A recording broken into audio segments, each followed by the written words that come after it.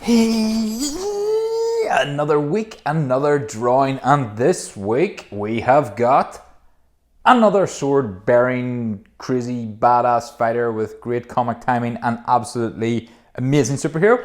Have you guessed it? It's Deadpool.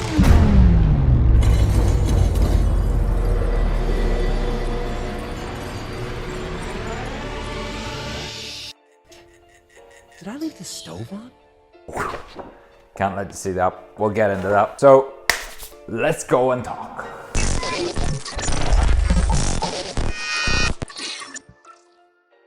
Starting the piece off in the usual way. So we get our spray paint, we go into our studio and we let rip. So we completely spray the canvas. With this particular canvas, I was going for, well, it was actually predominantly reds, pinks, grays initially. I threw a lot of like red speckle and white speckle on it. The black came at the end. We'll get to that. So I was left with a piece which was pretty much reds and pinks. Now at that stage I hadn't decided to go for Deadpool. Deadpool, I will admit, was an afterthought because my previous one, The Witcher, if you haven't seen that video, make sure to check it out. It was a double sword bearing badass, so I didn't think I was going to go for another one, but there was enough requests came in for Deadpool, so I thought, yeah, we'll go for him because he's pretty cool anyway. The thing about Deadpool though is if you look up a picture reference, so that we'll go to that point. So the picture references, which we always look up, I picked a suitable Deadpool one. I wanted one with a comic sort of like side to him because if you've ever seen Deadpool, it is pretty, it borders on comical, stroke funny, stroke serious, stroke, yeah, just crazy. It's a great film anyway, you need to check that out. But I wanted the one with the heart. I thought that looked pretty cool because he's sort of like doing this like heart shape. So look up Deadpool and then you'll notice on Deadpool, he's pretty much got no features because he's wearing a mask. So his mask goes all the way over his eye. I knew at this point I wasn't gonna be doing much detail on this.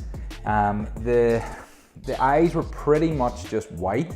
I was able to add a couple of different tones of white in that. And the face, you can only suggest like your different sort of mounds and your high points and your low points. So obviously the cheekbones would come through on the face. You'd notice the lips on the face and the chin on the face. So it's trying to get that through. But other than that, his face is pretty much like covered. So that's what we had to work with. Next, we've painted the background, check. We've picked the image, check. So this image, yeah. Now it's time to draw the sketch. So as always, with all my drawings and with a lot of drawings, I tend to sketch it first because it allows you that certain amount of error if you need that. It's in pencil. You get your image, you basically are copying it from that. So you have your iPad, your image in front of you, and you're just following what you see, putting that on the page. When we have that at that size, which was the A2 size, I needed to transfer that to the page. So from all the other examples as well, you want to use your carbon paper, pin it to the back of your I was actually drawing it on an A3 sheet. So it's like an A3 image on top of an A2 background. So the A3 sheet had two A4 carbon print paper behind it, stuck on it, set it onto the background and went over that. Thankfully this time the imprint came through so I could clearly see the outline of Deadpool from my sketch.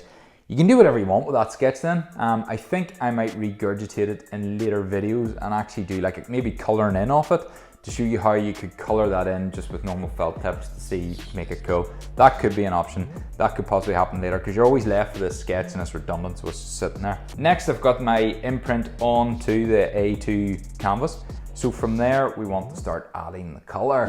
With adding the colour, we needed to realize that the background, although, I don't know why I'm doing this. Realize that the background, although it's all red, it's a different shade of red than what I've got for I'm using Posca pens for these, so they're like acrylic pens. So it means you don't need to use a paintbrush because the brush is actually built into the pen. Pretty cool. I'll drop a link to them below, Posca pens. So I built up the reds, the blacks, I suppose at early stage, the grays. When I had those base layers down, then I knew what I was playing with. I knew what was the shoulder plates, I knew what was the straps, I knew where his swords were gonna be, I knew the dark bits on his face. From then, basically, it was all a case of like darkening it down. I had previously added like highlights to the areas. Now I did that for a reason because I thought that if I put the highlights in and then come through with the darker shading, I can bring the whole piece down, because obviously when you add the highlights, it highlights an area and accentuates an area. So what I wanted to do was accentuate the area, but then slowly bring it back, because no one walks around with these completely highlighted things, especially in that image. If you look at the image, the reference image, they're brighter in those areas, but they're not like blown out bright. So then from there, it was a case of just getting black pens. So I would use, they're micron pens, they're like fine liners, but it's permanent ink and it works well on top of the paint. So I literally went over that whole drawing and just brought the whole thing back. So I had my base colors, I had my highlights, my lowlights, and then I was literally just adding the detail, bringing it all back, and yeah, it turned out sweet. So this, as I'm sure you've been waiting for, is the final image. So we can see here, we have got the grays for the base, or for the shoulder pads. We've got the grays in the hands. We brought the highlights. You'll see a couple of them.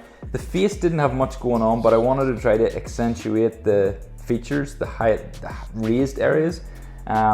With regards to background, that came as like an afterthought, because the whole thing was very red and bright.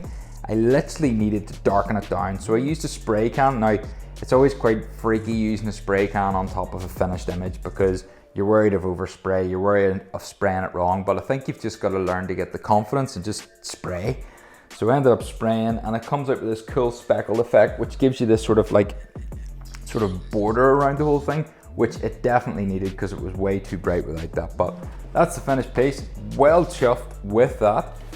Let me know who you want for the next one. Otherwise, I'll probably do another double sword badass mental crazy guy. But yeah, hit that like, hit that subscribe, and comment. I got all three, yes. See, trying to remember that, that's just crazy. Have a good one, people.